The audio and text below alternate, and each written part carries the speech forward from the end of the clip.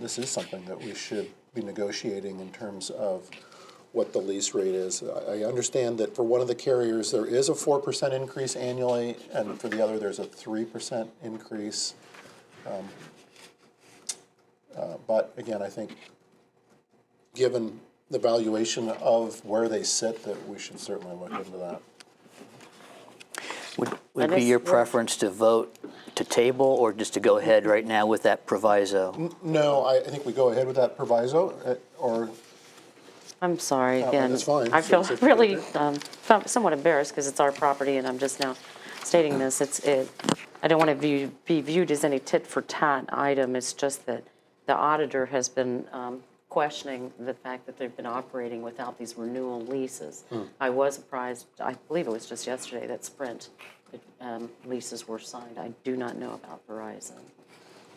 I don't know if it would be cleaner to table. Do you know, sounds what their time frame is? And again, we recognize that it's wireless coverage for everyone in the city who might have that carrier. I don't know if the contract. Maybe we should table until we see what the lease agreement is. Are the negotiations generally a long process, or just obviously depends on? No, they're not. I would be comfortable and I can move to approve this with the condition that the lease renewal is in place. I mean, that's one of the issues that we received from the auditor, that the lease had expired, the renewal had not, and whether or not the correct dollar amount was being collected based on the previous lease. And she has told us that the state auditor states that we are obligated to attempt to gain back what was lost in a 3-year period. I'm not sure I'm saying that correctly either. That comes from the state auditor. The more I talk, the more murky it feels. So maybe I do move to table. Second. We'll Okay. be back together May 3rd. Let's see, all in favor then of, oh, sir. Well, I just want to say something else that is related to this, and then we can go into the tabling process. And that is that hopefully, Mr. Sirois, as we go through this process with Verizon and anyone else who, is it Sprint, the other operator on our parking garage, that we have better coordination with when they do bring their crane to start hoisting stuff up there, because that typically leads to either bagging meters or rerouting traffic in the street. I think we really need to do a better job of getting a handle on operators who have to go above buildings and whatnot when they come in and with the street closing. I think the most recent was something that I don't know how well we were tracking it, was the county courthouse having the clock repairs taking place when we had a rather large crane taking up 2 lanes of traffic and parking. Well, actually there's no parking, but 2 lanes of the turn lane and the active transit lane. So anyway, that's just a side note to all this as we're looking at these, because they do have a crane that comes, as I understand it, or as I've seen, where they're replacing the antennas. That just adds more reason, I feel, to table to make sure that this is arranged for the parking garage. Okay, so Paula has put forth a motion. Nancy has seconded. All in favor of tabling case number 18-04? Aye. Aye. Aye, and that's unanimous. Second case, case number 18-05, Singular Wireless modifications at 36 Court Street. Mr. Sirois? Title 43 Wireless Communication Review Modifications at 36 South Court Street in Athens. In accordance with the Athens City Code 43, special use permit application, New Singular Wireless is proposing to a modification to upgrade their system on the existing telecommunications site. Proposed modifications: 1, to remove and replace 3 existing 700 band remote radio heads antennas. 2, to install 3 proposed AWS band remote radio heads. 3, to install 1 proposed FSM 4, 1 ABIA, and 3 Rate 7 SEPs. 4, to install 3 20 APM breakers. 5, to install 3 25 amp breakers. This request involves rooftop work on an existing sled-type units located on the roof of 36 South Court Street. The total elevation, including the building, is 79 feet, and the actual height of the antenna is 10.5. No change to the height or the footprint of the current equipment will be made. Proper supporting documents were provided for the structural analysis of wind and foundation requirements. After a review of the documents, it was determined that they met with code requirements under Title 43.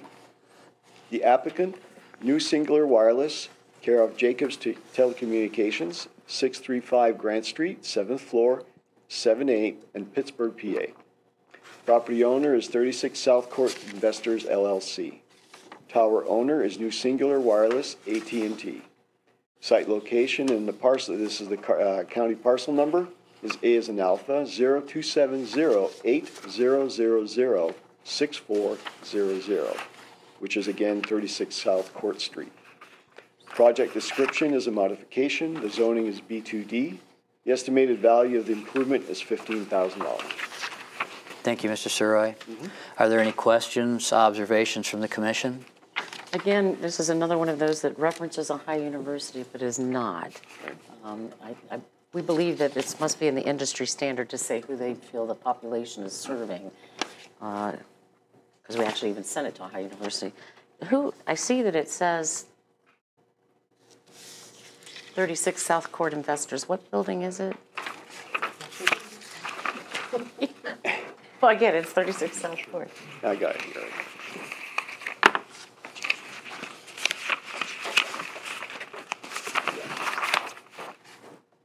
It says South Court Investors.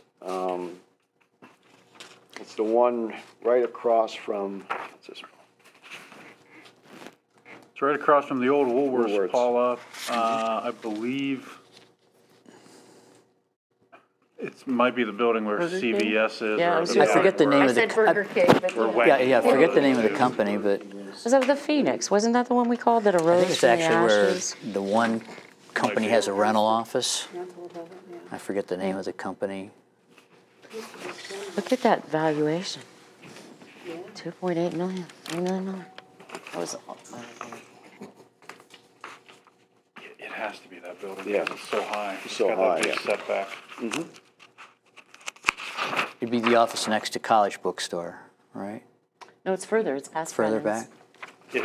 It has to be that building because Yeah, it's okay. the total height the antenna's only 10.5 feet, but the total height including the antenna is almost 80. 80. And so that would, when they rebuilt that building after that fire in the 80s, they built, it's like 4 or 5 story building. That's That's right, they have apartments up there, that's what you were saying. kind of records I indicated it was built in 1887, if that helps. You do. This isn't the area where Ohio University has essentially a dead-end alley that runs back through there. Back through it, yes. So that alley is beside this? Okay. So The one that goes to I know RTV. right where I'm Yeah. at now. Yeah, right in the back. Where we can cut across to go to. Yeah. This is another case where I'm gonna reiterate what I said before with the previous case, and that is that, hopefully we can have better coordination with when this actually takes place so that we or whoever's going to be doing the antenna replacement in this work is reaching out to the business owners at the street level so that they know that they're gonna be impacted in order to get the equipment up to the top, unless they were to somehow squeeze into that alley and get their equipment up there, but I don't know if that's possible. Likely not. I hear what the mayor's saying, because when that crane was there, I mean, it impacted the entire lunchtime. I mean, it's a lot of times we try to get this work around busy. You certainly don't want to have something like that occurring on move out or graduation. That'd be a good one. Let's see, any other questions, observations? Does anyone want to put forth a motion? I'll move to approve I'll case sec- 1805. I'll second. Second, all in favor? Aye. Aye, so that's unanimous for case number 18-05. There are no communications At this time, report from the city planner, Mr. Loeb. Briefly, the comprehensive planning process is ongoing, and there is a meeting this evening at 6:30 p.m. at Arts West where we will be talking about arts, culture, and history. We have a really good slate of presenters scheduled to talk about this issue. We have Patty Mitchell from Passion Works, Josh Birnbaum, who's a local photographer, who's a member of our Municipal Arts Commission, Matthew Schaftel, who is the Dean of the College of Fine Arts, Nate Thompson from the Athens Photographic Project, Emily Beveridge, the Director of Programming Director at Arts West. They'll be talking about, I'm forgetting somebody too, I don't remember who though, I apologize. We'll be talking about arts, culture, Cyrus Moore, excuse me, that was the last person. He's on the city's Historic Preservation Commission and is a History Corps member employee at the Southeast Ohio History Center. Each of them will give like a 5-minute presentation talking about what their organization does and what's expected on the horizon for their organization, and also how they see what they do and how the arts and culture and history plays a role within our comprehensive planning process and the vision. And then the public attendees will have an opportunity to ask questions, and we'll do a Q&A, and then we'll do some brainstorming and discussion. For those who cannot attend that meeting, our government channel staff will be live streaming it on the City of Athens Facebook page. If you watch it on your Facebook, if you're a Facebook person, you can interact and ask questions through that as well.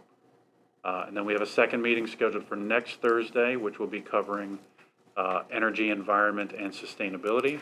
That will be at the Community Center in Room A from 6:30 to 8 p.m. And we have a slate of presenters who will be doing a very similar process next week. Paula, I just read in the newspaper about the county received like a NACO arts grant, and that they're Yes. looking at, and I'm just wondering if we could reach out and maybe see if any of they would want to attend as well.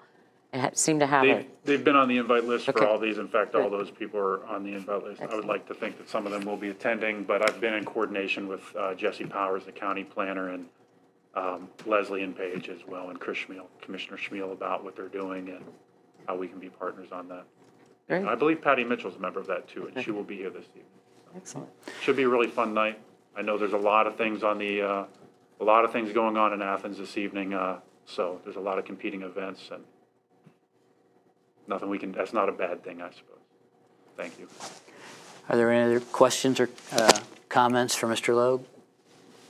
Thank you. Mr. Suroy? Yes, I just want to remind landlords that the new tenant forms are out and available, and some will be mailed, and they can also pick them up at our office. They can call us up to see if we haven't mailed them yet, but we have over 5,000 of these to take care of. So we've already conducted inspections where they have been posted. We've had reasonably positive responses from the posting of the form because it provides information that they weren't getting before. It also includes the date that their trash is supposed to be picked up. So we've received positive information and response, but the only negative thing maybe is the size of the form. For the most part, people are putting them in frames and mounting them in close to the front door or on the front door, back of the front door. The next thing is reminder for contractor registration. That should be coming up in June. And yes. No, Ms. Bain. Well, let him finish. Oh. He didn't catch it, the transition. Okay. Are you done? No, I'm not done. Finish what I'm doing. Okay. We're transitioning. As we go forward in the spring, reminder: grass cutting season is coming up. Finally, last week I did coffee with code at the Baker Center. It spoke with about 10 to 15 students on different related issues, trash and rentals. That went over very well. That's all. Ms. Bain? Yes, I was just going to comment that if you are a landlord and you rent to adults who are going to be there for years, it's probably a little bit ugly and intrusive to be hanging on the front door. So maybe you could consider, I don't know who was pushing this through council. It's been back and forth a lot of times. But Well, we worked hard to come up with this, and this is only the Could've made a second time microchip. that we've heard that.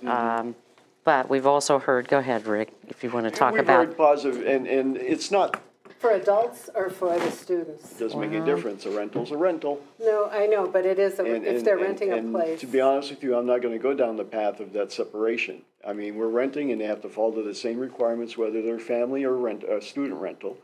And the form is really good, and they can put it in a frame, that it doesn't have to be mounted right on the back of the door. They can mount it close by or somewhere in that area, as long as it's available to the residents to be seen. Well, And, we had the form that wasn't used by the landlords who had, and I went over it with my 92-year-old tenant about nuisance party ordinance when it was there, but I was probably the only person on my block who did. And I do think that if you are worried about, or if you're considering, I don't agree with that dichotomy that I presented earlier, but if they're going to be there for 5-7 years, they probably don't need to read some of that stuff, where they could have. Just my 10 cents worth. The document was formulated on the fact of all the calls that we were getting, the amount of information, and also extrapolated from the previous form. I know. And we addressed that. And we put some additional stuff there based on the numerous phone calls for that particular item, particularly from students that were answering the question. And also, there's a QR code on there, which allows the student to access the code but with their phone, so if they have any further questions. Some of the times, most of our questions we hear after the fact, or the situation, and all they need to do is zap the QR code, and the code will answer it for them right there. Again, the majority of the entries on that form is the top 10, if you want to call it, that list of that we get asked the most, and it seems to be working well for us. Also, on the form is the date that their trash is picked up. So that makes a huge difference because we've had students call us up and say, we don't know when our trash date is. So now, whether they're being told or not being told, that's neither here or there. Now they have a form that says when their trash date is.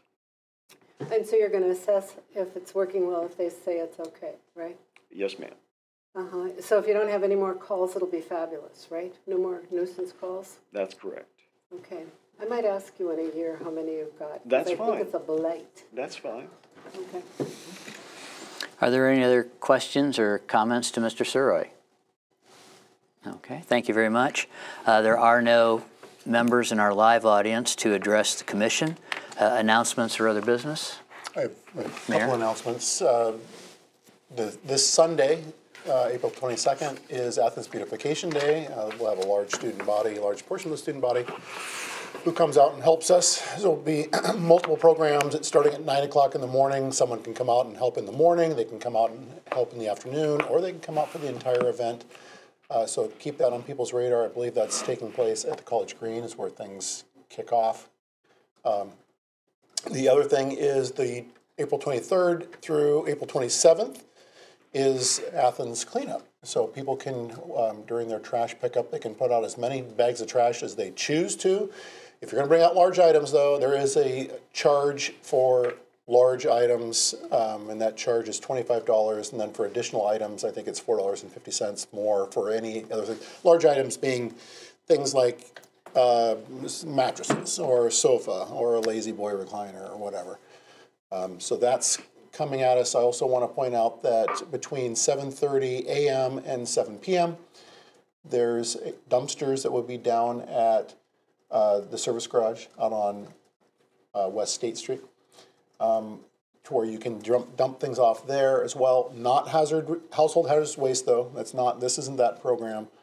But you do need to bring down proof of residency to drop things off at that location. And again, that's the 23rd through the 27th of April. So. Okay. Thank you, Mayor. Our next meeting will be May 3rd, 2018.